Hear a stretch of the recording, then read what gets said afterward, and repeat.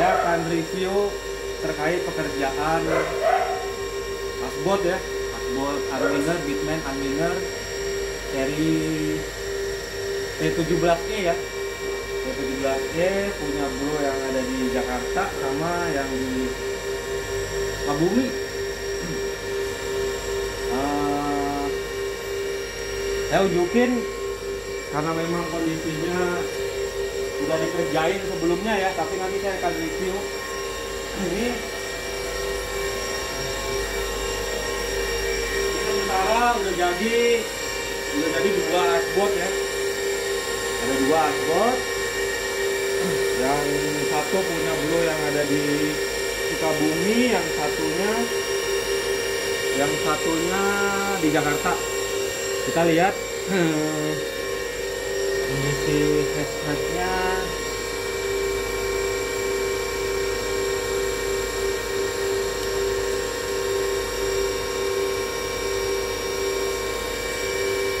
Ini agak berisik suaranya ya.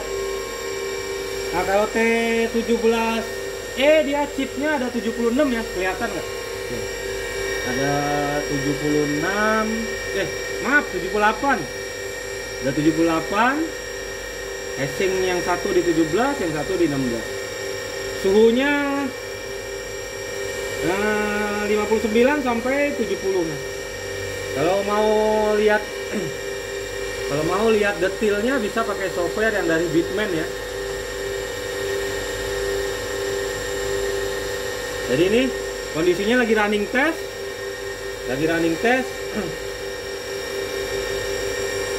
Baru satu hari kita running test.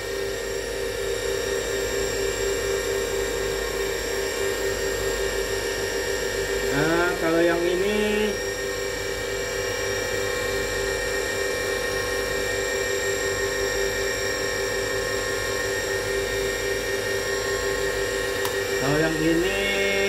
Aladin T1 ya.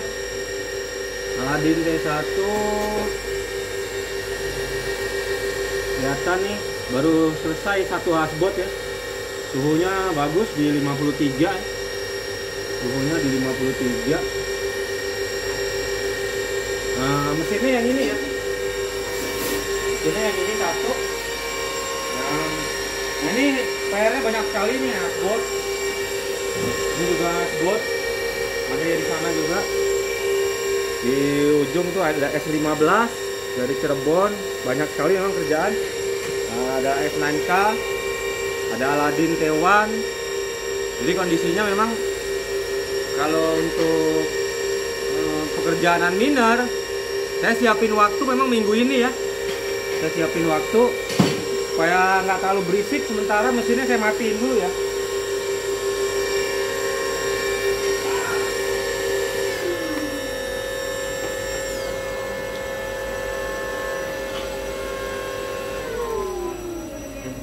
Mesinnya saya matiin dulu supaya nggak terlalu berisik ya.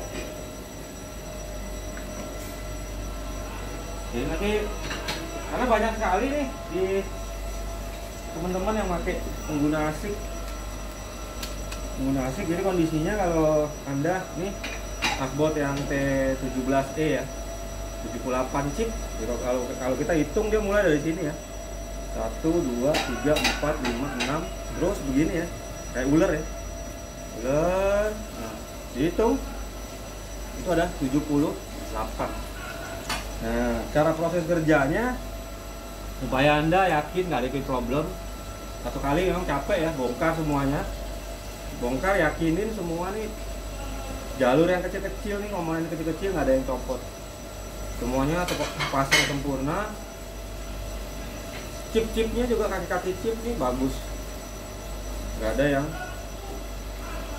yang biasanya kalau karena mesin ini ditaruhnya biasanya di tempat-tempat ekstrim lah, debunya tuh, kotorannya nempel udah kayak, kadang-kadang di kaki-kakinya nih pada nempel semua. Nah, jadi proses kerjanya supaya saya unjukin caranya supaya teman-teman bisa kerjain sendiri ya. Karena saya kewalahan, banyak banget yang minta di servis, tentunya saya nggak bisa tanganin semua ya. saya pilih-pilih, saya prioritasin teman-teman yang di Jakarta dulu, karena yang dari daerah saya agak khawatir ya kalau mereka nggak lihat lokasi, mereka berhalusinasi seakan-akan kita mau ambil barangnya ya. Memang saya selalu respon karena memang kondisinya saya banyak kerjaan, saya harus atur kerja, istirahat cukup, jadi sedapatnya saya bisa balas ya balas. Tapi intinya mesinnya saya aturin dengan kerjaan VGA, karena VGA juga masih banyak pendingan lama-lama belum selesai. Tempo hari terkait sama PSU lebih gampang. Yang penting Anda siapin aja nanti alatnya, sekalian aja saya review ya. Saya review, nggak gitu susah kerja PSU. Yang agak ribet sebenarnya ini susah gampang. Susah gampang karena apa? Ini heatsinknya kita mesti buka. Kita mesti buka, selesai, dipasang, dites oke, mesti pasang lagi. Beda dengan kerja PGA lebih simple. Ya heatsinknya itu,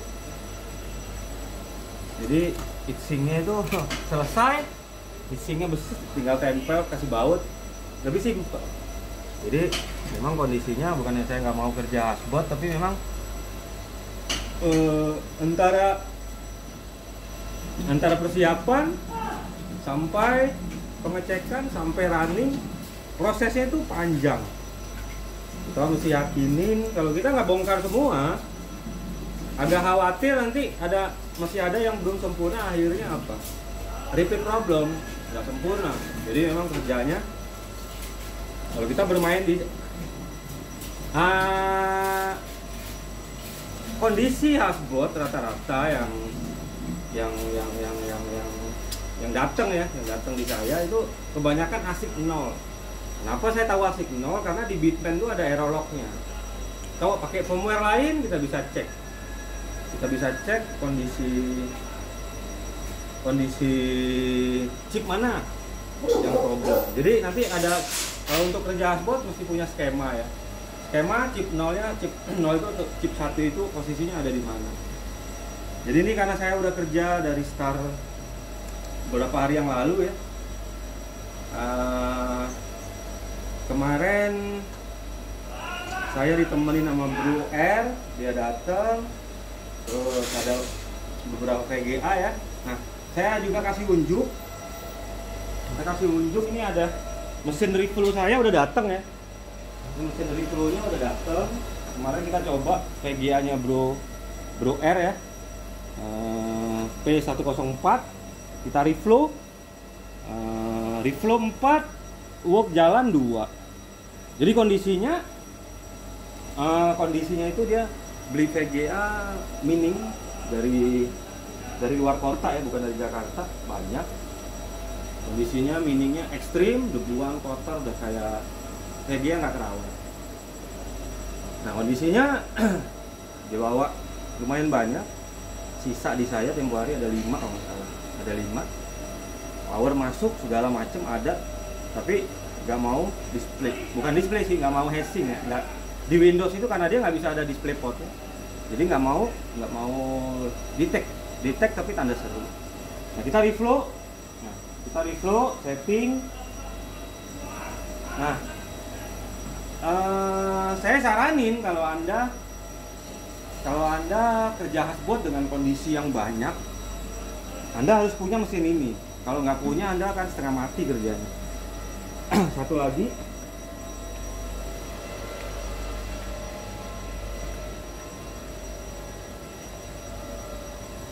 ini juga nggak kalah penting ya. Ini mesin bak, kurang lebih saya pakai ukuran yang 22 liter. Anda boleh 22, boleh 30 untuk kerja mesin asik sama VGA ya. Nah ini Anda harus punya nih namanya cairan IPA. Cairannya buat bersihin. Apa kondisi kita servis? Mohon maaf ya kalau dia debuan kotor udah kayak kebo bajak sawah, nggak mungkin juga. Jadi kita harus cleaning dulu. Cleaning, nanti posisi di meja servis itu barangnya udah bersih. Nah metode bersihinnya nanti spesial, saya bikinin video khusus buat cara penanganan awal ya, bener-bener ada dari awal. Nah, saya nanti ada kedatangan juga S17 dari Batam, karena memang dia udah apa ya, boleh dibilang tuh udah ikut antrian. Kita pakai chat. Tempo hari saya sempat ragu, bimbang gitu. Ini saya kerjaan lagi masih banyak. Beliau minta tolong dibantu gitu, sampai dia bilang saya dobelin bayarannya. Ya, intinya bukan masalah bayaran ya, karena waktunya. Dan Agan masalah di daerah, kalau Agan di Jakarta bisa datang langsung, saya lebih senang. Misalnya kalau di daerah kadang-kadang suka salah paham ya, salah paham, akhirnya anda bicara nggak karu-karuan gitu. Saya menghindari hal-hal seperti itu. Jadi tapi dia coba kirim, saya setelin, saya schedulein dia di hari Sabtu depan ya. Jadi mulai dari ini hari Selasa, saya udah start hari Minggu kemarin. Minggu bagian kerja S9 work, jalan, beberapa houseboat memang nggak banyak ya, karena memang kondisi kerja houseboat, kalau dia kemarin hari Jakarta Bro F ya, dia bawa satu mesin. Tadi sebelumnya dia bawa satu koper itu dia baru beli katanya, taruh di koper karena mesin ini banyak yang rusak. Jumat saya jadwal libur karena ada pengajian RW, saya datang, dia datang jam setengah 8 malam karena saya udah ditungguin teman-teman juga kan. Akhirnya saya ajarin aja dari 3 mesin yang dia bawa, akhirnya dia ngerti cara-caranya, cara bacanya, yang 6 yang mana, yang 7 yang mana, yang 8 yang mana. Akhirnya dia coba sendiri. Di antara 3 itu akhirnya dia gabung-gabungin yang hidup jadi 2 mesin. Nah, satu mesin dia bawa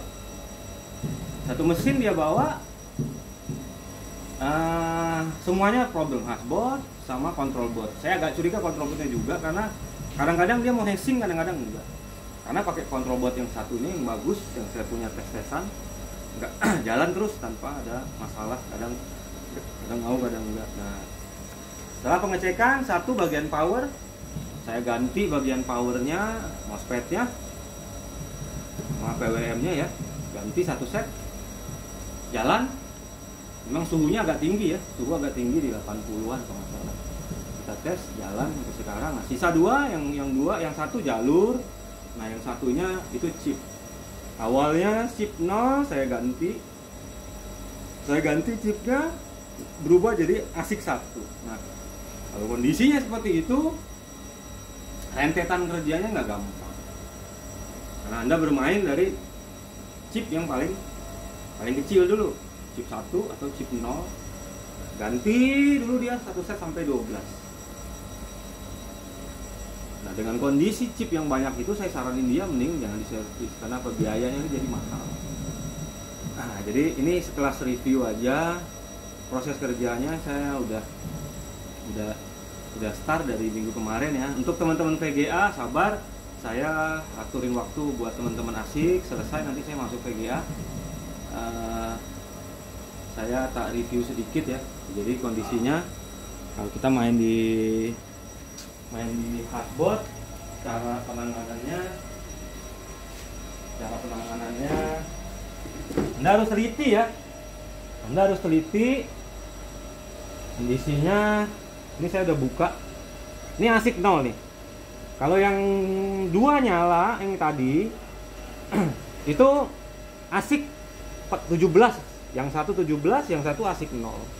Nah, jadi yang dari Sukabumi itu repeat problem. Pertama servis jalan di saya 2 hari tanpa masalah. Bawa Sukabumi pakai terus problem. Balik lagi ke saya, ternyata korosi.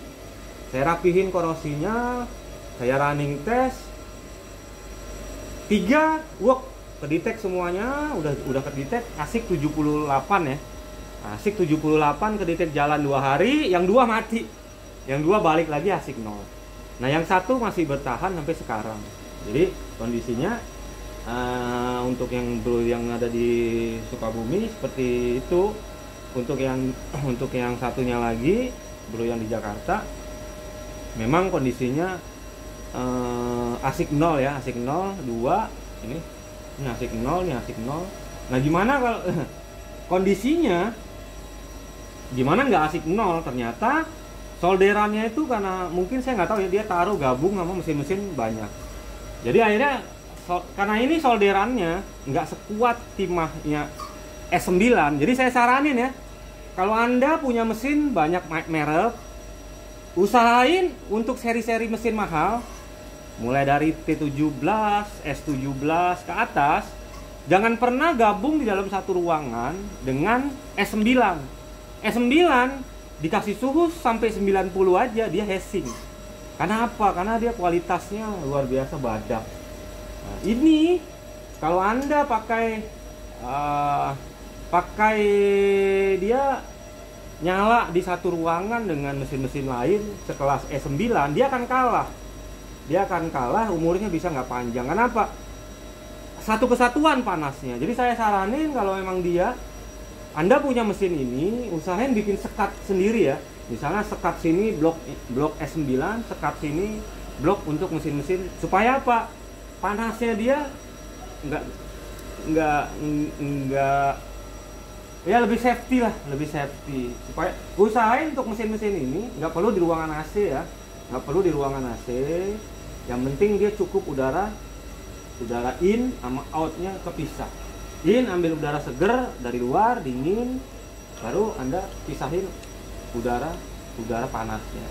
Kalau nggak dibikin sirkulasi seperti itu, mesin Anda nggak akan kuat. Apalagi sekelas mesin ini ya. Ini memang kalau ada firmware custom, dia bisa protect. Saya lebih senang pakai firmware custom karena apa? Karena dia bisa protect. Suhu 80 dia langsung auto restart. Suhu 80 auto restart. Karena apa? Dia nggak boleh terlalu panas. Kenapa? Ini heatsinknya nempel itu bukan pakai lem kayak S9. Dia pakai timah yang kualitasnya sangat mudah cair. Jadi kalau kepanasan, Anda bayangin ini turun. Ini turun. Nih. Dia turun sendiri karena apa? Timahnya meleleh. Ini timah. Jadi chip ini desainnya beda. Saya ada buka ya, ada buka satu. Ada buka apa nih yang dibuka? Situ aja.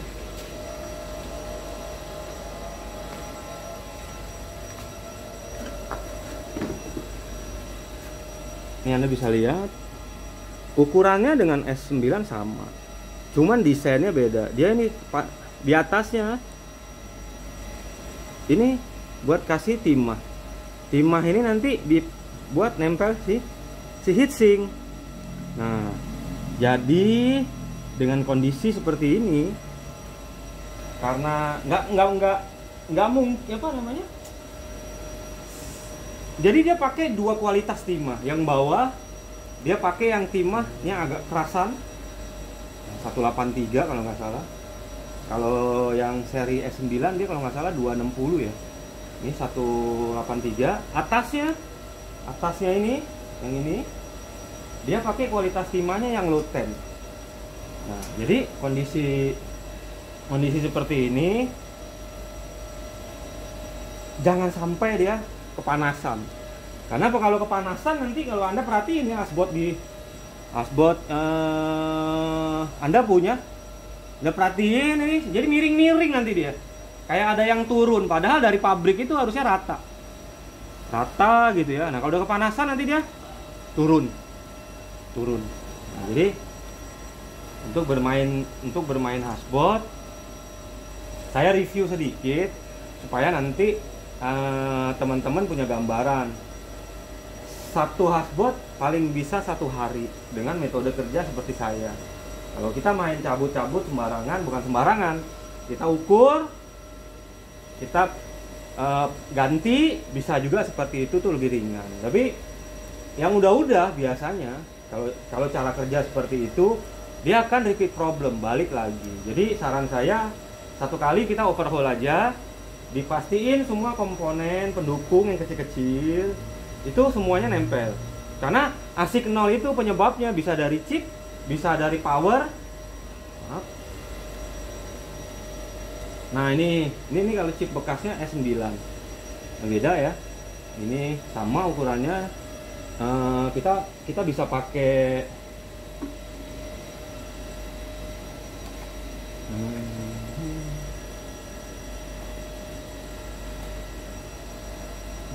cetakan saya mana ya?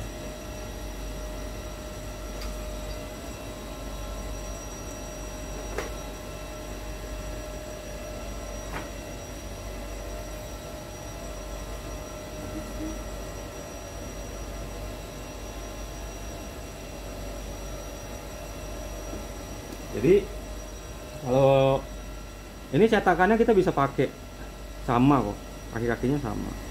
Nah kalau yang S9 di atasnya pakai lem. Nah lemnya seperti apa? Lemnya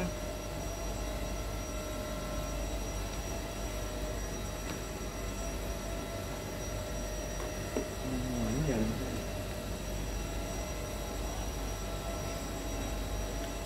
Saya ambilin dulu ya. Dulu.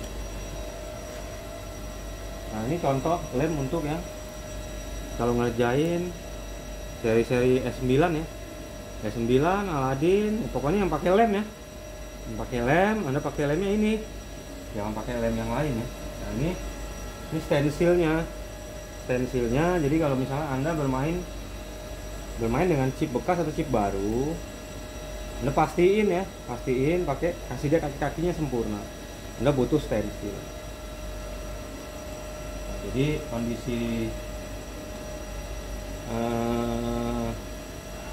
kondisi kita ngerjain dashboard, pastikan kita bisa ngelihat lah. Kalau saya lebih senang ngelihat seperti ini. Saya bisa lihat, saya bisa ukur dengan gampang. Nggak bisa bayangin kalau dia ketutupan begini.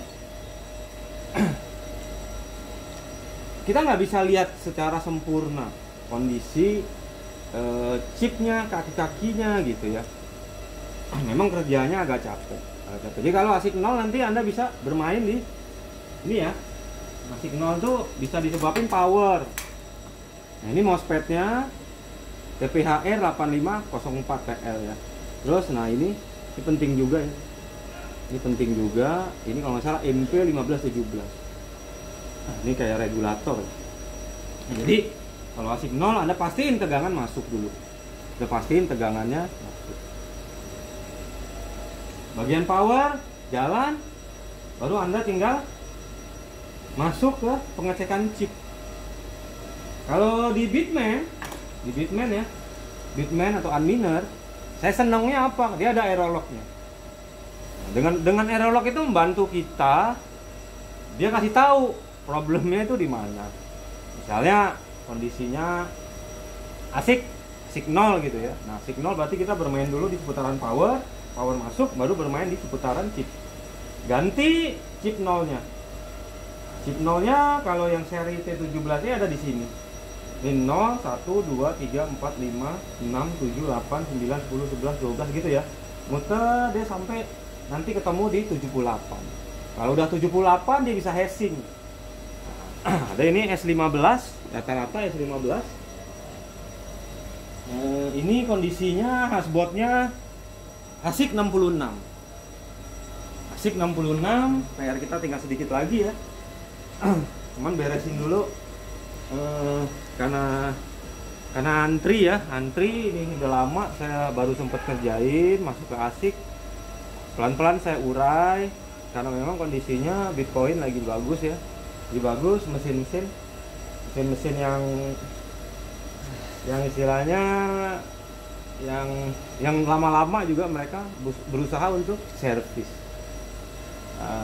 Biasanya dengan kondisi kayak begini, kalau saya terima servisnya, saya masuk lingkaran cilaka saya. Kenapa? Karena di orang mintanya masih buru-buru. Nah, kerja asbot nggak bisa buru-buru. Apalagi kondisinya udah banyak duluan yang masuk ya. Jadi saya prioritasin yang duluan masuk dulu. Nggak mungkin saya terima yang baru. Jadi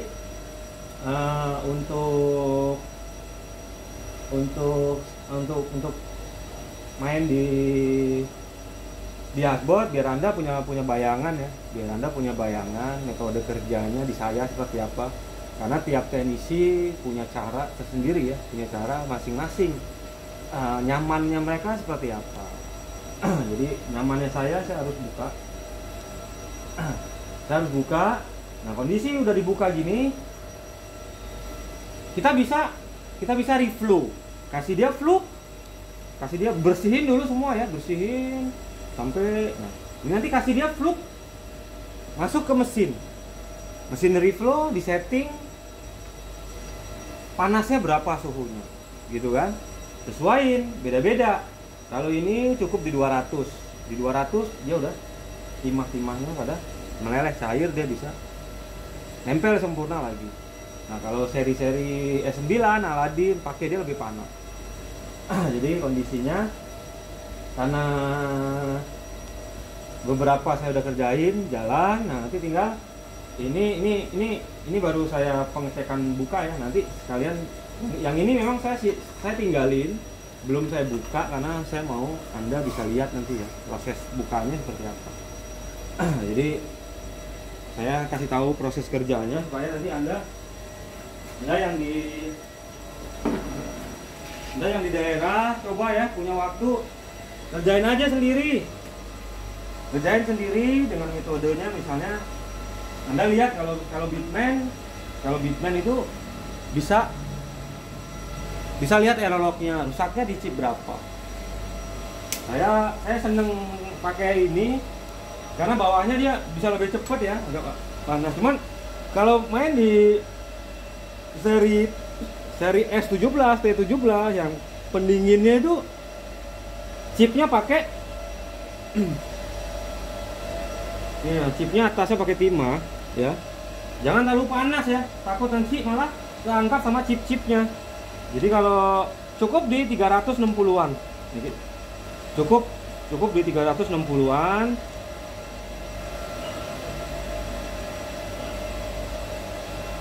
Ini saya kasih contoh ya, kita main di chip yang ini dulu. Dari belakang ya. Saya kasih contoh. Jadi kalau kerja ini usahain ya. Kalau teknis saya sih overhaul ya. Overhaul kita cek semuanya sempurna, nggak ada komponen-komponen ya. Karena ASIC 0 itu komponen kecil aja yang copot juga bisa menyebabkan jadi ASIC 0 karena jalurnya ada yang putus. Nah, ya. Jadi kondisinya seperti ini ya. Chipnya masih nempel di papan dashboard.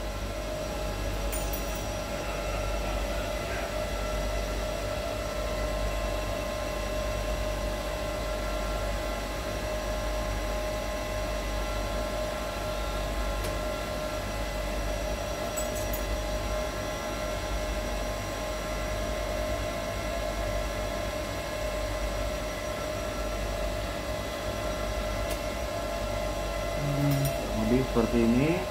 Jadi biasanya pengalaman saya ya, setelah saya buka beberapa hampir sama ya di setiap dashboard ya. Sering Pak yang bikin sering problem itu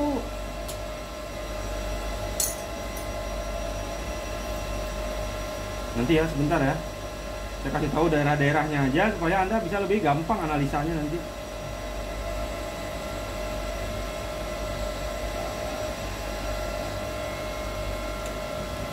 Ini saya dinginin. Jadi yang sering bikin problem itu adalah di wilayah sini. Jadi kalau misalnya Anda pengen lebih cepat waktunya, Anda buka dulu daerah sini. Ini bagian 1 ya, bagian chip 1 2 3 Anda buka.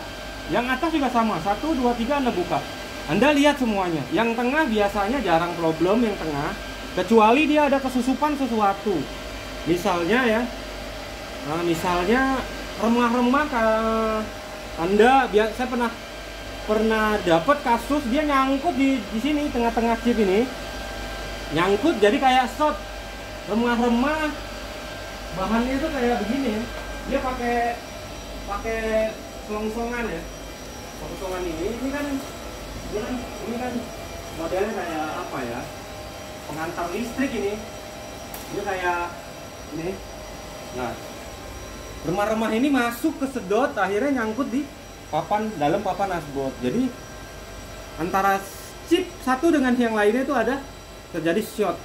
Nah, dia pakai kalau saya bilang apa sih, selang buang ya, selang buang. Nah, jadi Anda kalau mau servis, mau cepet caranya, beresin dulu ya, buka ya daerah 3, sini 3, sini 3. Itu biasanya banyak sesuatu terjadi semacam kayak korosi gitu, kayak korosi. Kalau enggak di kaki-kaki chipnya itu kayak lumutan lah boleh dibilang. Jadi dia nyambung. Nah, jadi Anda beresin, bersihin dulu. Anda bisa kalau nggak punya mesin reflow, kasih fluk, Anda panasin ulang. Nah, kalau misalnya panasin ulang jalan, selamat. Bisa dipakai berapa hari tes. Tapi kalau nggak bisa, Anda mesti reball. Jadi kalau nggak di reball, diganti ya chipnya ya. Kalau nanti posisi kita mau ganti atau mau cabut chip, yang pendingin bawah dibuka, cabut, baru bisa lebih gampang buka chipnya. Jadi metode kerjanya nanti detailnya mulai dari kita pengecekan dulu, pengecekan, taruh dia di mesin, lihat error berapa ya. Kalau ini kebetulan saya udah cek semuanya, tinggal saya eksekusi pengerjaan aja. Metode kerjanya pelan-pelan nanti saya urai, supaya Anda juga harus bisa ya, harus bisa, jangan andelin orang. Kalau kondisi Anda bisa servis sendiri, minimal Anda paham cara kerjanya. Jadi kalau Anda cara kerjanya paham, sewaktu-waktu ada problem, Anda bisa analisa sendiri, bisa kerjain, waktunya Anda bisa atur sendiri, lebih gampang ya. Saya bikin ini part 1 dulu, nanti part 2 nya baru kita masuk ke cara penanganannya ya, seperti apa. Oke.